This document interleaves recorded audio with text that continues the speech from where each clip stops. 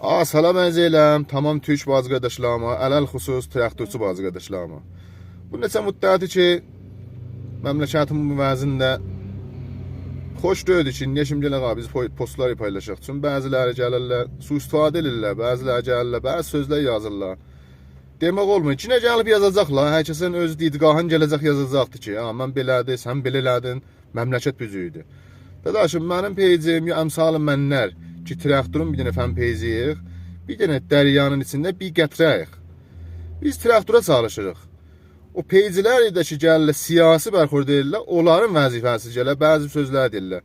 Mənə yetirəcələm gələr, hərdən deyəm, bu bahalığa bir fikir qılaq. Büzüb işlə deyə bilirəm. Yo, Azərbaycan mən şeydəki işləyirəm, Azərbaycan məntəqəsində fəaliyyətim var, büzüb işləri yetirə bilirəm. Mən gəlib də pəhləviçilərin dalısında durmarıq. Biz Azərbaycan milləti heç və də gəlib bir dənə pəhləviçinin, ya pəhləvini istəyənin dalısında olmarıq. Çünki tarix bunu nişan verib ki, biz pəhləvidən, ya pəhləviçilərdən bir xeyri görməmişik. Nümunəsi də ki, büzür idi. Nümunəsi ki, onun böyük babası gəlmişdi, bu işləri görmüşdü, nə qədər qətliam elədi. Bir dənə çıxıltan nümunəsi də ki, bu idi.